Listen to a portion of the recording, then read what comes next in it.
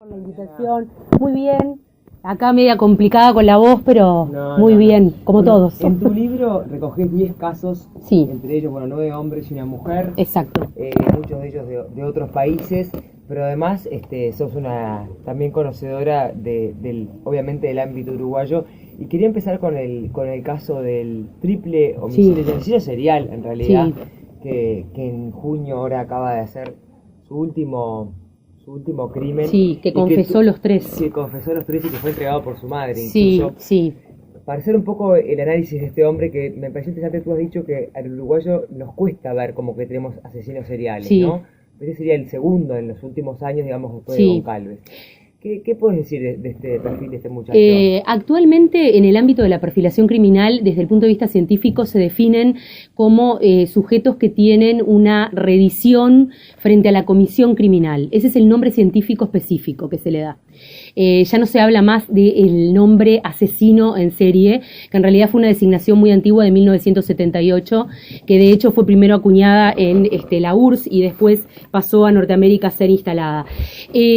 Con respecto a estos casos, lo que yo les puedo decir, que era un poco lo que hablaba las otras veces, es que pensar que no existe serialización en nuestro país es como decir que los uruguayos no soñamos o no tenemos un inconsciente desde el punto de vista psicológico, ¿no? La comisión criminal o el pasaje al acto criminal es tan humano y es una faceta más de la humanidad toda. En realidad está muy utilizado esto de poder investigar desde el punto de vista de las teorías psicoanalíticas al respecto. Jacques Alain Miller, el propio Freud y Lacan han analizado al respecto y han visto que el ser humano tiene esta tendencia a caer en esta comisión de actos criminales cada tanto, ¿no? Por supuesto que los orígenes tienen mucho que ver. En el caso de este muchacho, que fue, que de hecho él se expresó y de alguna manera aceptó los 3 cargos de homicidio, aparecen elementos muy específicos que yo justamente, a mí me llamaba mucho la atención porque los había analizado en el libro, que de hecho yo lo termino obviamente previamente al caso de él, y el caso de él aparece posteriormente, como por ejemplo esto que señaló Adela recién de la entrega por parte de la madre, el elemento materno presente muy comprometido acá, ¿no? Esta madre que lo entrega a pesar de que sabe que su hijo es un criminal, que ha cometido actos criminales. Elementos que tienen que ver más con indicadores de su forma de ser frente a esto de los aspectos de su personalidad. Yo tuve acceso a toda la parte, personal, de todos sus registros y demás. Un sujeto con una complicación importante frente a esto de lo afectivo, el poder entablar... No tenía pareja fija. No tenía pareja fija, exactamente, esto de poder entablar un vínculo, de poder socializarse, desde lo esperable, no es que todos tengamos que tener el mismo formato, diríamos. En el caso de él, el primer asesinato fue un encargue. Exacto. Y después... Es lo que él plantea, ¿no? Y después como que se metió en esa dinámica. Lo que sucede también en esto que tú señalás muy pertinentemente es que a veces el común de la gente cree que por encargue no es tan culposo, como figura criminal, como por hacerlo por otro tipo de vías, como por ejemplo el placer, que también en estos casos que yo trabajo aparecía, ¿no? ¿Verdad? Que nos lleva más a una estructura mucho más patológica, si se quiere, en una cantidad de sentidos. Sin embargo, por encargo o no, yo lo que siempre sostengo y lo que marco mucho, y esto hay que trabajarlo mucho desde la prevención criminal, el impacto o el trauma que genera la comisión de un acto criminal en la mente de quien lo comete es exactamente el mismo, tanto sea por encargue o no por encargue. O sea que la alteración desde el punto de vista psicoafectivo del sujeto es la misma y genera a largo plazo las mismas consecuencias nefastas para ese sujeto y el medio desde el punto de vista criminal y peligroso, ¿no? ¿Qué es lo que pasa con este tipo de ejemplos, verdad? Cuando hay personas... ¿Qué pasa? De este hombre lo que se decía a todo su entorno es que vos lo veías y que era una persona más. Exacto. Pasaba desapercibido. Totalmente tenía una desapercibido. Estructura integrada. Esos patrones se repiten en una ciudadanía, ¿verdad? Sí. ¿Cuánto puede funcionar de ejemplo una persona de estas características para alguien que tenga ahí latente a un asesino? Bueno, a ver, la estructura de él, si las tenemos que perfilar, está más instalada en esto que tú señalabas, en una psicopatía, en un trastorno de personalidad integrado socialmente. Un sujeto que tiene la capacidad de llevar adelante su vida normalmente y paralelamente despliega o desenvuelve otra vida u otra historia sin que una historia interfiera en la otra, ¿no? ¿Verdad? ¿Cuánto puede, inducir socialmente a la comisión de otras personas, no lo sé. Eso depende también de cuáles son los elementos internos de cada sujeto. Yo creo que acá no se trata de quién quiere, sino quién puede llevar a hacerlo, ¿no? Cuando una persona como esta también, ¿verdad? Pablo García, mata por primera vez. Es como que se le abren las puertas al poder, digo, de decir, esto ya lo hice una vez sí, ¿verdad? Totalmente. Claro que sí, eso está presente y de hecho yo en los casos que le analizo justamente está presente, pero esa necesidad de sentir ese poder a través de esa comisión de acto refiere a una historia de vida previa. ¿Qué pasa? Son muy pocos los crímenes que quedan sin resolver. Sí. Si se quiere, son muy poquitos, ¿verdad? Sí. ¿Cómo es que estas personas empiezan a recorrer este camino cuando yo estoy seguro que hay algo de ellos que le dice, vamos a ser descubiertos? Porque, digo... Está muy buena la pregunta. A ver, esa pregunta que vos realizás ha sido tema de muchísimos congresos y muchísimas actividades científicas frente al tema de la perfilación. En el tercer caso él ya dejó mucha huella, o sea, exacto, como que ya casi él estaba no pudiendo soportar más la carga, ¿no? Exactamente. Si yo les tengo que contestar desde lo psicodinámico, lo que estoy convencida de que pasa, inclusive ahora se está analizando neuropsicológicamente también, es que hay como un límite que el propio aparato psíquico genera del mismo sujeto. Es como si fuera, diríamos, una autoinmunización frente a lo criminógeno, que sale de la mente del propio sujeto. El sujeto ya no puede soportar más ese trauma que le genera cometer lo que comete, por más que él crea que le da placer o que le da poder hacerlo. Lo que sucede es que ese poder cuesta muchísimo desde el punto de vista del inconsciente y de la energía psíquica. Entonces tienen como un tope, diríamos, un autotope, podríamos decir. El tema es cuánto resisten antes de que llegue ese autotope, porque en estos 10 casos que yo trabajo hay, por ejemplo, casos que han llegado a la comisión de casi entre 20 y 70 homicidios. O sea, diríamos, son casi matanzas, si se quiere, tremendas de muchísima cantidad de personas, y es esto de volver a reiterar el acto criminal una y otra vez, ¿no? ¿Verdad? Tú planteas en varios de los casos algunos patrones, ¿no? Muchas veces personas criadas por sus abuelos, como sí, que la figura del padre y la madre muy desdibujada, sí, muchas veces madres muy posesivas, sí, como muy castradoras, que sí, realmente no dejaron desarrollar a esa persona, y que en ellos se va generando en su cabeza una suerte de idea de que tienen que hacer justicia, como que el mundo está mal y ellos vienen a una hacer reivindicación. Una reivindicación, como poner un orden, y que así empieza eso a agrandarse en su mente y terminan saliendo a cometer los asesinatos. La reivindicación está relacionada con la certeza. La certeza tiene que ver, que de hecho queridos colegas míos lo trabajan también muchísimo en torno a estos temas, con esta necesidad de poder sostener determinadas líneas o parámetros que a mí me hagan sentir en el mundo presente y con un cierto control frente a la realidad en la que estoy. En estos casos, las historias de vida afectivas, por eso historias de amor del victimario, son muy comprometidas y complejas, y ellos nacen de una estructura que en realidad, más de fortalecerlos, los debilitó de alguna manera. Entonces, esta necesidad de buscar, diríamos, como la nueva forma de vivir, o el nuevo límite, o el nuevo hilo conductor de su historia de vida, tiene que ver muchas veces con este pasaje del acto criminal como una certeza. Lo que decía Cairo recién, ¿no? Si yo paso al acto criminal, me siento poderoso, ¿no? ¿Verdad? O sea, me siento poderoso frente a algo que tiene que ver con mi subjetividad personal, ¿no? Pero bueno, esto de la subjetividad también está hablando de una historia de vida determinada. No es que, diríamos, todos potencialmente seamos criminales. Tenemos que tener también los elementos estructurales como para poder pasar a la comisión del acto criminal. No todo el mundo puede cometerlo, por suerte, ¿no? ¿Verdad? Se podría calificar, utilizando el viejo término de asesino en serie, como para que todos podamos comprenderlo. Perfecto. ¿Se lo puede calificar a Pablo García de asesino en serie? ¿O un asesino en serie es una persona que sigue un patrón determinado para quitarle la vida a alguien? Es decir, planificado, elegida la víctima, tiene como de las dos cosas, porque en el caso de este muchacho, por ejemplo, si vos me decís perfilar desde la escena, en las escenas aparece 3 modus que son muy parecidos entre sí, que tiene que ver con agredir en el rostro, que está relacionado con agredir en la identidad y en la integridad de la víctima, eso, directamente. En los 3 casos aparece como un patrón. Pero claro, pero acá hay un motivo. En un caso él fue contratado como matarife para matar al hermano, exacto, al hermano sí, de quien después fue una de sus víctimas. Exactamente. ¿Verdad? Y si bien es cierto lo que decís vos, siempre se ataca sí, primero al rostro, el otro crimen, el de la muchacha, parece que fue una cuestión del momento también, ¿verdad? Yo tengo una hipótesis con respecto a eso. Yo creo que el crimen intermedio fue clave para que él pasara a la comisión del tercero. Porque el crimen intermedio tiene que ver con móviles afectivos. Él estaba enamorado. Él estaba enamorado de esta chica. En realidad la conocido en un prostíbulo. Exactamente. Y se había enamorado de ella y le pagó para que lo acompañara a pasar unos días en una cabaña de Punta del Diablo y en la mitad de una discusión. Y ella se niega, diríamos, a acceder a tener un vínculo con él, y él pasa a la comisión de un acto bien doloso, bien como pasional. Esto de la piedra en el rostro, ¿no? Bien como de tratar de borrar al otro.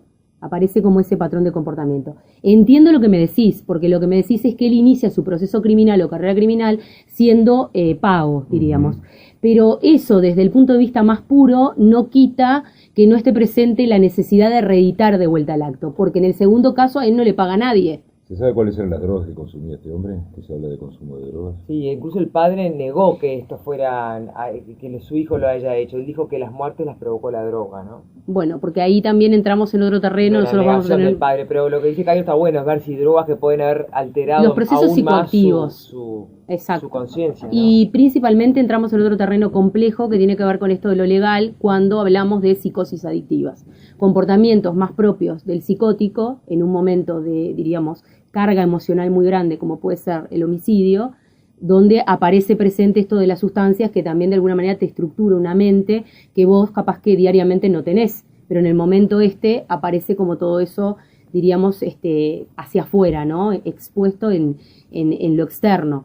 Eso también hay que tenerlo en cuenta, también seguramente va a ser un elemento manejado por la defensa y por una cantidad de aspectos, pero el elemento doloso y comprometido desde lo psicoafectivo está presente y él elige este camino y no otro, ¿no?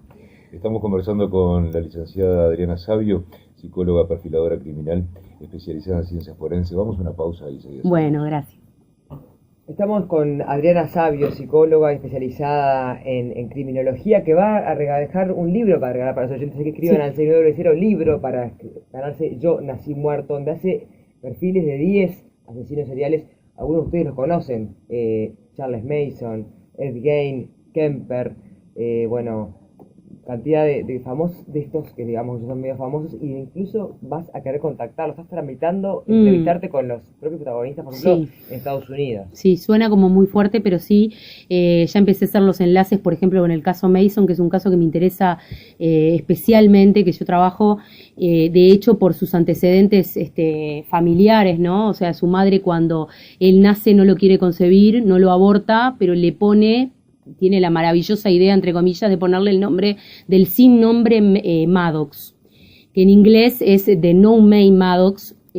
Cuando me pongo a investigar el nombre de Maddox específicamente qué significa, tiene una acensión inglesa muy antigua que significa el todopoderoso, o sea, le había puesto el sin nombre del que tiene poder sin poder, diríamos. O sea, cómo aparece esto del registro de lo materno, de la no resignificación de los hijos desde el punto de vista del principio de la realidad. Y este hombre, o casualmente, después posteriormente elige pasar a, diríamos, iniciar su vida y su carrera criminal, creando lo que se llamó la familia criminal, que era la famosa familia que él lideraba como padre. Era un grupo de personas que él había reclutado, donde salían a matar, y bueno, uno de los casos más tremendos fue la comisión del homicidio de Sharon Tate, embarazada de 8 meses.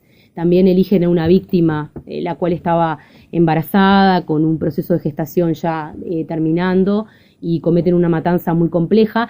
Él no cometía ningún acto criminal de mano propia, lo que hacía era liderar a la organización y la organización lo cometía por él, y sin embargo fueron tan brutales, diríamos, los planteamientos frente a los índices de peligrosidad de este hombre, por su capacidad de convencer a otros principalmente, que bueno, hoy, como yo te estaba comentando, tiene casi de 4 a 5 cadenas perpetuas, y está en el hall de la muerte hace 30 años, esperando silla eléctrica para ser procesado.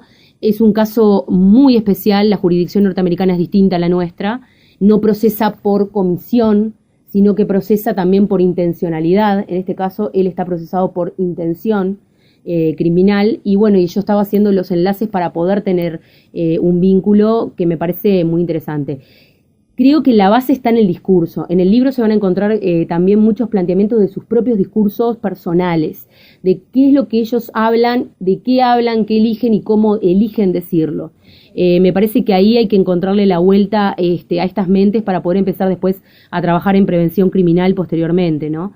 Es complejo poder hacerle, sí, las entrevistas, porque como estábamos hablando recién, ellos son como, diríamos, casi figuras semidioseicas adentro de la cárcel, ¿no? ¿Verdad? Él está muy... En el caso de Pablo Goncalves sabemos quienes tengan algún contacto con la cárcel o por cronistas policiales, que Pablo Goncalves es una persona muy poderosa dentro de la cárcel, ¿no? Exactamente. En general se posiciona en un lugar de por su inteligencia o de control, de que son medio como intocables. Sí, claro que sí, porque aparte tienen una estructura de personalidad que funciona mejor y más resguardadamente dentro de la institución carcelaria.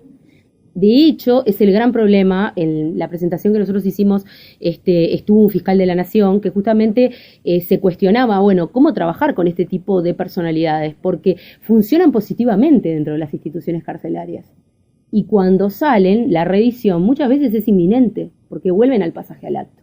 Es difícil que corten ese proceso psíquico. Y cómo también instalar una jurisdicción en una mente que funciona con estas características, donde en realidad ni siquiera el elemento carcelario es lo que le pone como esto del límite social, ¿no? Porque digo, ellos siguen funcionando muy sistemáticamente dentro de esas estructuras. Lo que pasa es que también él tiene un pasado violento, claro, que lo tiene en común con las personas con las que está compartiendo un recinto, por hablar así. Exacto. Y una formación intelectual muy superior. Exactamente. A las personas. Y generalmente vamos a decir, las características de este tipo de personas hacen que sean admiradas a veces hasta por el más violento. Totalmente. Porque de pronto el que está enfrente es mucho más violento. Totalmente. Pero saben envolver con palabras justas. Muy seductores, lo que tú decís tal cual, la sofisticación del pensamiento. Eso es lo que también los vuelve como más peligrosos, porque tienen mucha formación muchas veces. Entonces esto los hace más sofisticados desde el punto de vista de su personalidad. Tienen más capacidad de pasar desapercibidos, integrarse de una manera mejor y más estratégica, y por supuesto, frente a ellos la fuerza bruta no compite, porque en realidad la fuerza en estos casos está en sus mentes y en esta cosa de la violencia, ¿no? En el cerebro. ¿Se encuentra un componente de arrepentimiento sincero en alguna de estas personas? Y es complejo en realidad el elemento del arrepentimiento, porque si nosotros, si yo te lo tengo que contestar desde lo científico, el arrepentimiento está enlazado con el principio empático. Yo sí puedo tener empatía con ustedes y puedo sentirme mal. Si ustedes se sienten mal, puedo, diríamos, manejar esto del arrepentimiento o de la consideración frente al otro. En este caso, el objeto de amor, por sus historias de vida, está muy atravesado por justamente la violencia y por el contemplar al otro como un objeto y no como alguien que siente o tiene afectos. Entonces el elemento de la contemplancia del sufrimiento ajeno es como comprometido, en realidad no aparece demasiado. En Europa se está trabajando ahora mucho con tratar de reinsertarlos desde lo psicoafectivo a través de trabajos que tienen que ver más con esto de los talleres, de lo psicoafectivo y demás. Porque justamente lo que pasa desde las ciencias forenses es, tampoco está bueno caer en esto de decir son insalvables, porque tampoco es el objetivo. Igual el estigma no lo pierde. Exactamente, hay un elemento estigmático que no podemos negar, pero también desde lo científico tenemos que, yo por lo menos en mi libro lo manejo, diríamos, manejar esta idea de la esperanza siempre. De hecho, yo siempre digo, el proceso que yo hago para escribirlo tiene que ver con que cuando termino de escribirlo, en realidad busco hacerle un cierre desde la esperanza también. O sea, ¿cómo podemos trabajar en la prevención? Porque si no nos quedamos pegados a estas estructuras que es como que parece que no tienen escapatoria. Si te lo tengo que contestar de lo científico, lo de la empatía es compleja porque de hecho tú la adquirís desde lo neuropsicológico, desde el nacimiento en contacto con tu mamá, que es tu primer objeto de amor. Cuando esto ya está instalado desde un lugar más complicado y atravesado por otros problemas, ya es difícil poder entregar, como dicen también otros colegas muy queridos míos, algo que no se recibió. Entonces, ¿cómo poder trabajar también desde ahí? De ahí es el yo nací muerto, ¿no? Exacto. De ahí es el título. Sí, porque es un título que en realidad yo pienso en la mitad del proceso que hago con la creación de este libro, que también fue muy angustioso en su creación, y angustiante, mejor dicho, porque fue duro procesarlo, porque es muy fuerte poder trabajar con los discursos de ellos después de conocer lo que ellos hicieron. Y creo que la desvitalización está desde el principio con el tema del enlace del maternaje de estos sujetos con sus propias madres y sus padres. El padre es muy importante, pero es, diríamos, como en un momento secundario.